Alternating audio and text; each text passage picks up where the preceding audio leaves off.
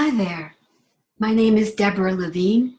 I'm an award-winning author of 13 books, and I am the editor-in-chief of an online magazine called the American Diversity Report. One of the things that I've learned over the years is that writing and leadership go together. And so I want to share with you today how that works and inspire you, motivate you, right, to do the same in your way, in your life. So I started off as a young girl in the island of Bermuda. It's 24 square miles. We didn't have television. We didn't have long distance phones. It was a quiet time. One of the things that happened during that time is that I became very ill. And I learned to read during those illnesses. Reading took me to new worlds, new places, and it still does. So the first lesson I wanted to share with you is that reading, right, prepares you for leadership in ways you may not realize just yet, but keep on reading. Next, we came to New York, to the America, and we had 3 of us, my 2 brothers and myself.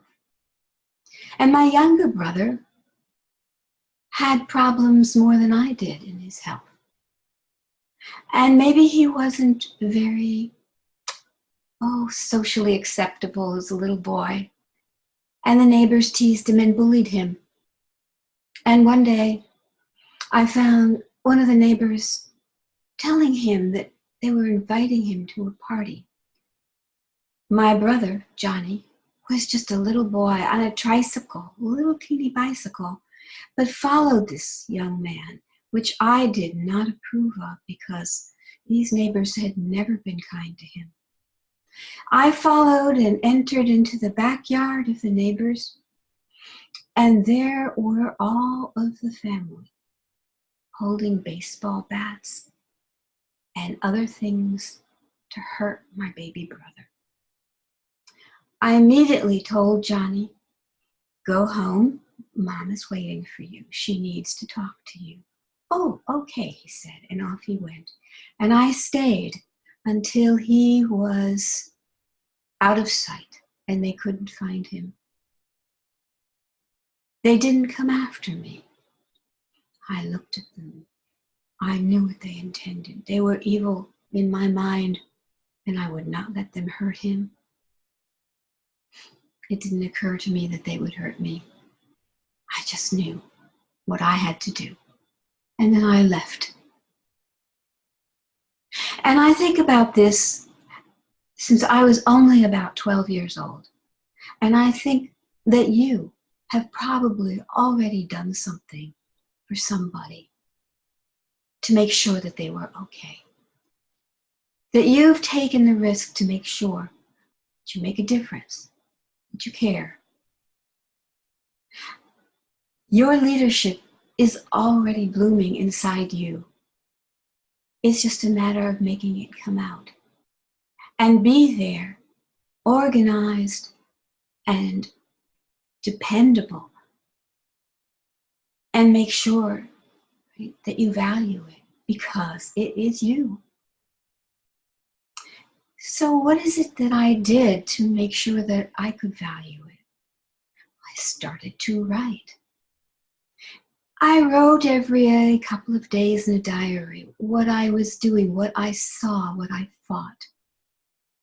I didn't think very much about it. It just came naturally to record my day. When I look back on it, I realize I was preparing, right, for a lifetime of writing, but not just writing, for organizing my thoughts, to being the leader that I would become of organizations and projects that benefited the community. I was able to translate what I was thinking to writing so that others could understand where I wanted to go, where I wanted to take them with me. And that's such a major part of leadership, isn't it? To have followers. And one of the best ways to have followers is to be able to express your ideas and engage other people in trying to make them come true. To bring them along and to be able to take their ideas and put them onto your writing so that you can combine people's thoughts. And that was what happened when I first started to do my blogs and newspapers. As I started to get comments and feedback so that I could think more about what I wanted when I could see how others felt also. And that's part of leadership, that you are able to collaborate. That's what it's called. And writing has been one of the key assets in doing that. Now, a lot of people think writing is a blog, perhaps. And it can be, and I have written a blog now for 12 years. And I keep them all.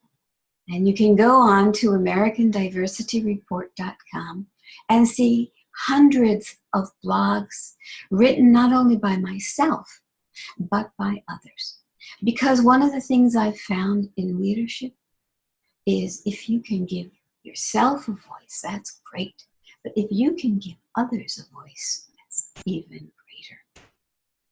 Giving people a voice, giving people a chance to show what they know, give people ideas, share a project that they've created, completed, or are in process of doing. It's a gift to everyone. It's certainly been a gift to myself.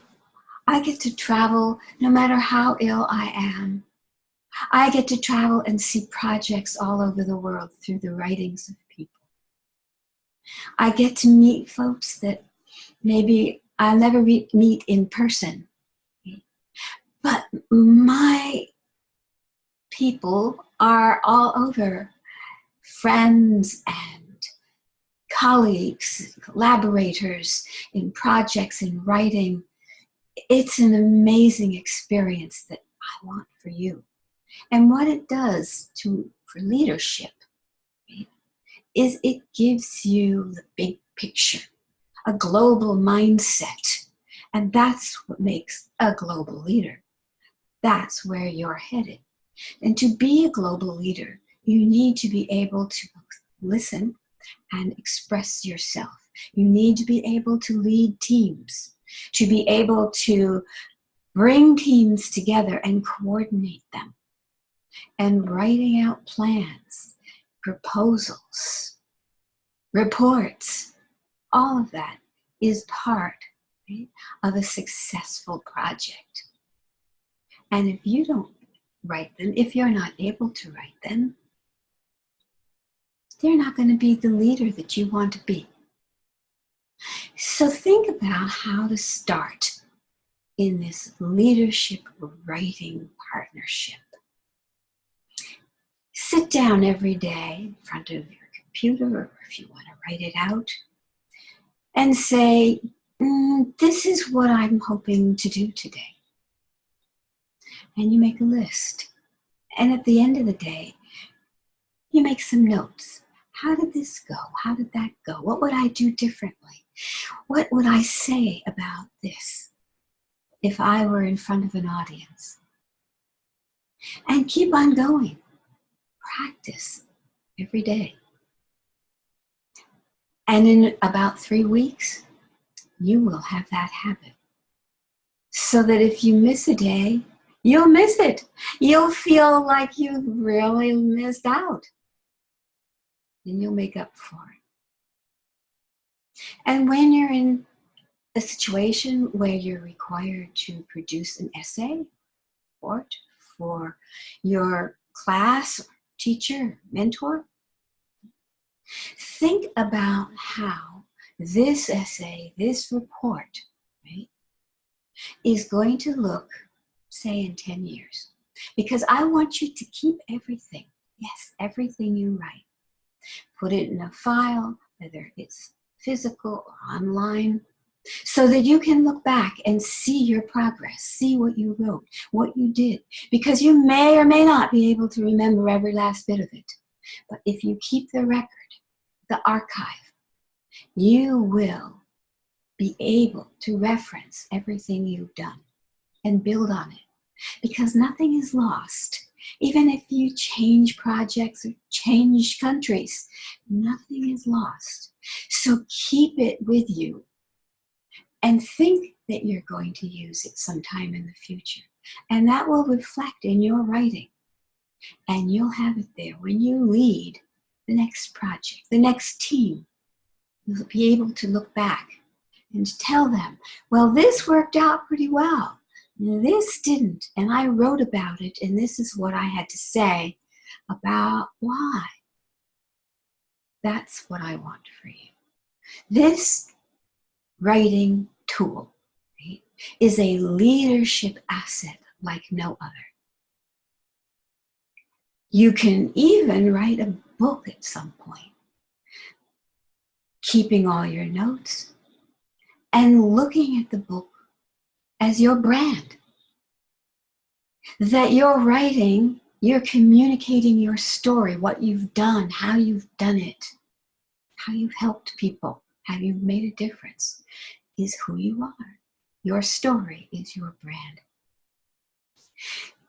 And so when you think about that, at your age, it doesn't seem quite real yet, at least for some of you, but I guarantee you it is.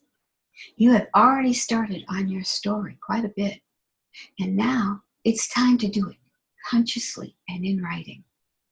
So one of the things you do with a major book, right, is you think about all the words and phrases that come to mind that matter to you, are valuable, meaningful. And one day, make that your writing. Write all those words. Go back to it in a month. Write those words again. See what happens as they grow with you. What stays, what changes, what you add. It's a beautiful way to track your story. It's a beautiful way to create the big data of you. So think in those terms, that you are going to, at some point, draw on all of this, brand yourself in writing, and give a speech presentation, just like I'm doing, to inspire young people who want to make a difference, to follow your path and be, right, the hero of their own story. Think of yourself like that. I'm looking forward to reading some of your work. Go to AmericanDiversityReport.com and look at the submission guidelines. Because if you are going to write and you're going to get good at it, which I hope you will with practice, then you might want to publish on something like the American Diversity Report. And I might want to see what you're doing. I'm looking forward to it. So, happy writing, happy leadership. It will keep you creative and innovative and in the lead. Take care.